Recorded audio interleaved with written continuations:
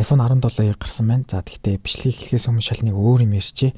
За цаана ч нь бол өрсөлдөгч компани Samsung-ийн тэр privacy display гэдэг яг хажуу талаасаа яг дэлгэцээ харлуулдаг тийм шинэ дэлгэцийн технологи бол гарсан байна. Тэгээд энэ ийм айхтард одоо тийм гоё технологи гарч яхад одоо манай Apple-ийн байгаа царайг нь одоо та нар харчих. Зүгээр л одоо Apple-ийн вебсайтн дээр их iPhone 17-ийн байгаа царай нь бол ийм байдалтай. Тэгээд яг Samsung-ийн хамгийн үнэтэй утсыг Apple хамгийн хямдхан утастай харьцуулах нь утгагүй гэж бодож иж бол магадгүй. Гэхдээ яагаад энийг ярих хэрэгтэй вэ гэхээр төхөний юм Samsung S26 гарсан. Тэгээд 17-ийн байж байгаа царай нь л одоо ийм байна. За тэгээд Twitter дээр нэг имжлэг бол явуулсан. Энэ нь болохоор юу вэ гэхээр нэг зүгээр дурын хөгжүүлэгч одоо яг Samsung S26 дээрх тэр privacy display гэдэг технологиг яг код бичиж бол одоо iPhone дээр бол ингээд боломжтой шүү гэдгийг бол харуулсан тийм дөрвс бичлэг бол тавьсан байсан. Тэгтээ бол энэ дээрээс энийг эргэлзээтэй зүйл нь юу вэ гэхээр утасныхаа тэнхлэгч мэтрэгчийг ашиглаад яг одоо утсаа хаашаа хөдөлгч гэдгээс хамаарат илсний тодорхой утгуудыг харуулж иж бол магадгүй гэж бол миний хувьд бол таамагласан. Яагаад вэ гэхээр утсаа хөдөлгөд байгаа камера биш яг бичиж байгаа камера яг хажуу зүүн талаас нь харуулад яг тэгэх юм бол яг одоо дэлгэцнийх нутгын хэрэг үнэхээр л харуулж ийлээ. Үнэхээр яг энэ гаргасан одоо юу гэдэг чинь аппликейшн ч юм уу олон нийтэд яг үнгүү тавиад тэгээд энийг бүхэн ашиглаад гэдэг юм уу те iPhone 6 дээр 7 дээр хууч усуудаар ашиглах юм бол үнэхээр бол гоё нь дааж бол одоо тэгж гарахгүй нь бол угаасаа тодорхой. Тэгээд бас нөгөө талаасаа jailbreak маань 2020 оны iOS 14 дээр хамгийн сүүлд бол гарсан. Тэгээд тэрнээс хойш jailbreak бол гараагүй 5-6 жилийн хугацаа өнгөрч байна. Тэгээд маш харамсалтай байна л гэж одоо бодогдохоор байна да.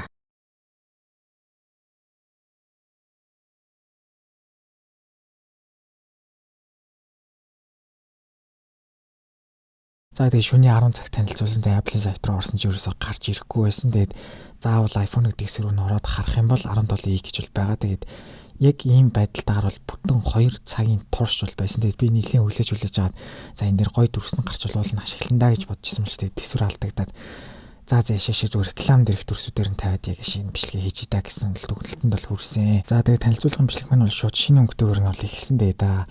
Хар цагаан дээрээсээ гадна ягаан өнгөтэйг бол илтгэж бол харуулаад a whole lot for a lot less гэдэг ер нь бол маш хямдханаар ерөөсөө маш олон юм авч байгаа шүү гэдэг бол ухуулгыг бол хэлсэн. Тэгээд энэ бол надад ерөөсөө таалагдаагүй. Яагаад гэхээр энэ утас хямдхан утас биш. Тэгээд хямдхан утас бол одоо хаа байсан анхны iPhone SE буюу $399 гарч ирсэн утсыг л одоо ингэж хэлвэл бол зохимжтой. Тэгээд буцаж $399 зарагдчихлээ a whole lot for a lot less гэж хэлвэл бол зохимжтой бол санагдсан. Цаар дээрээсээ гадна ягаан гол нэмэгч. За чипний хэсэг дээр болохоор хамгийн супер чипээ тавьсан юм шиг л одоо зураглалтаагаар бол рекламдж байгаа. Даанч тийм биш A9 Pro чиптэй бол байсангүй. Дараагийн сцен дээр болохоор дахиад дэлгэцийг нь бол ерөөсөө ингээд ерөөсөө тоншоод аягүй хатуу шүү керамик шилдийнхэн 2 дахь үе шүү гэдгийг бол рекламдажсан. Тэгээ гинт миний толгойд ер нь манай Монгол улс хэдэн дахиатай бол дахиад ер нь ингэж утасны дэлгэцээ зохих магадлал хэд вэ гэж асуусан чинь ер нь бол Монголд дахиад бол 1.5-аас 3 саятай гэд ер нь албан бус тоо статистик бол гаргасан. Тэгээ тэрнээс гадна юу гэхээр ер нь бол дахиад ер нь бол толгоогоо юмнууд руу ингэж бол цохиод байдгүй юм байна. Ер нь бол ийм ерөөсөө дахиад ерөөсөө ийдгүү.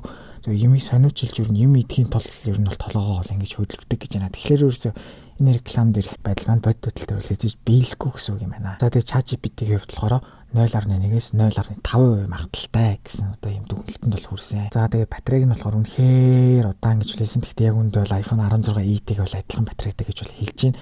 Одоохондоо милиан байх нь одоо репортууд бол яваагүй байгаа учраас албасаар хэлж мэдэхгүй байна. Гэхдээ ямар ч үсэн адилхан милиан бутгатай гэж бол хэлж ийсэн. Камер нь бол мэдээж 48 мегапиксел. багтаамжны хувьд яг өмнөх загвараас 2 дахин ихсэж байгаа болохоор одоо жишээ нь мянган зураг одоо жишээ нь хадгалж болно гэдэг ухуулгыг бол энэ бол надад бас сонир санагдсан. Apple Intelligence гэдэг Apple-ийн бас бүтлгүүдлүүдийн нэг гэж хэлж болно те. Siri-тэй хамтарч байгаа Gemini AI бол орж ирэх нь тодорхой болсон. Тэгээд Apple Intelligence угаасаа тэгээ хударч байгаа нь тодорхой юм бол iPhone 15 Pro-гоос доош загварууд дээрээ буюу Apple Intelligence суух боломжгүй iPhone-ууд дээр бүгдэн дээр нь Apple Intelligence-ийг үнгүү болох хэрэгтэй. Тийм үү? Энэ бол үнэхээр маш зөвлөлт болох байх. Тэгэхээр Apple-ийн зүгээс хийж тэхгүй байх. Тэгсэн байж ч л Apple Intelligence нь ингээл бүтлгүүцсээр байхад одоо бол реклам дээр ашиглана гэдэг бол өрсөлдөгч компаниуд нь бүгд AI-аар реклам хийгээд байгаа учраас үнэхээр ганц гар дээр нь байгаа яг одоогийнх технологи нь Apple Intelligence учраас хөрхий тэгээд бүтлгүүцсэн юм ингээд одоо ярихаас өөр аргагүй байдалд ингээд орсон байна. За дараагийнх нь болохоор MagSafe орж ирсэн 16 дээр MagSafe байхгүй нэ гэж бол төм бөмбөн бол гомдлсон. Гэхдээ би бол тэр хүмүүсийн нэг юм биш надаа MagSafe ямар ч хамаагүй. Тэгээд ямар ч сан MagSafe ашигладаг MagSafe үнэхээр дуртай хүмүүс байл тэгээд ямар ч iPhone 17 ийм MagSafeтэй болсон байна. Рекламын төгсгөлд дахиад үнэхээр хямдхан нэрөөсөө чи бүгднийг нь авч байгаа шүү л гэсэн ухуулгатай мессеж дахиад хэлсэн дээр миний толгой шууд анхны гарсан iPhone SE-г бол бодогдсон. Ийм уйдгартай iPhone дээр бол одоо худалдаа авалтын зөвлөгөө бичлэг тусад нь гаргаж ярихад бол шал удахгүй санагдчихэв. Тийм учраас одоо өнгөрсөн жилийн iPhone 16e-ийнхаа худалдаа авалтын зөвлөгөө бичлэгний эцсийн дүнлэлцэг дээр та нар шууд 16-ыг 17E болгож хараад за тэр хамгийн доотлолт нь iPhone 17-ийн бүх завруудыг нэмж бичээл тэгэл ерөөсөө худалдаа авалтын зөвлөгөө iPhone 17E болно гэж гарч байгаа шүү. За тэгээ ядчил одоо хүний урманд ядч энэ анимашныг ядч энэ одоо бичлэгэн дээр ёсолгож үлдээсэн нь бол зөв гэж бол бодож байна ингэж бол хөтлөж байгааг нь.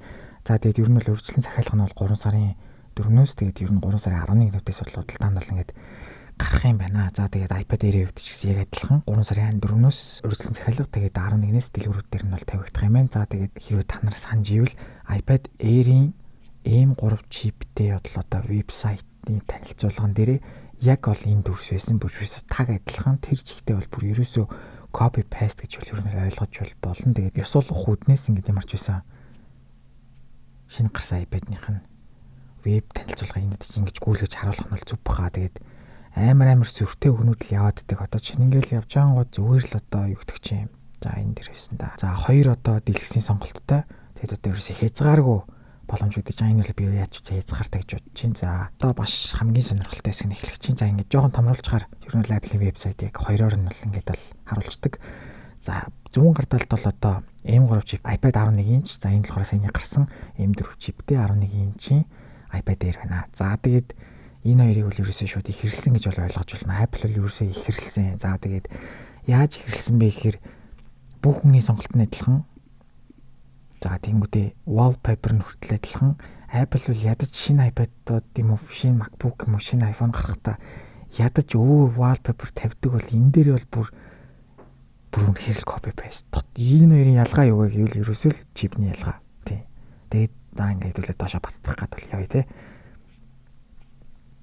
За чипний ялгаа байна. За Apple Intelligence-ийг одоо дуулдах шаардлага байхгүй. Apple Intelligence бүтлгүүцсэн учраас энэ одоо Apple Intelligence-ийг ойлголтыг бол Apple-ийн сайтаас л авч явах нь бол зөв гэж бодож байна. Энэний өрөнд бол одоо Gemini AI гэж бол бичих хэрэгтэй. За доошогоо явж байгаа өөр адилхан. Ямар энэ араа Wi-Fi 7, Wi-Fi 6. За энэ дэр нэг ялгаа байна. За тэгэд энэ дээр куб зэрэг ингэ төвшүүлээд байгаа. Энийг яг учрыг ерөөс би ойлгохгүй. Энэ ямар учиртай. Энэ дээр тэгснэ дахиад 4 зэрэг байна. За багтаамжны доод сонголт адилхан юм байна.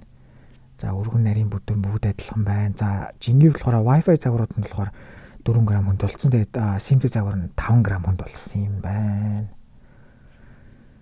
За тэгээд доошогоо явуулаад ингээ харах юм бол ерөөсөө тэгэл тийм таг адилхан. Тэгээд copy paste хин нэгээ ялгахгүй гэсэн үг.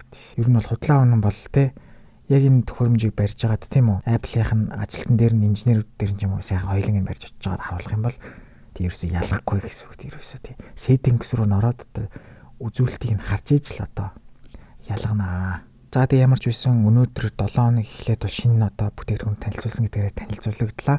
Тэгэд одоо дараа нь маргааш ч юм уу нөгөөдөр ч юм уу юу танилцуулах вэ гэхээр миний таамаг бичлэг хийсэнчлэн 6 сарын өмнө бол би хийсэн $590 юм бол хямдхан MacBook бол гарнаа.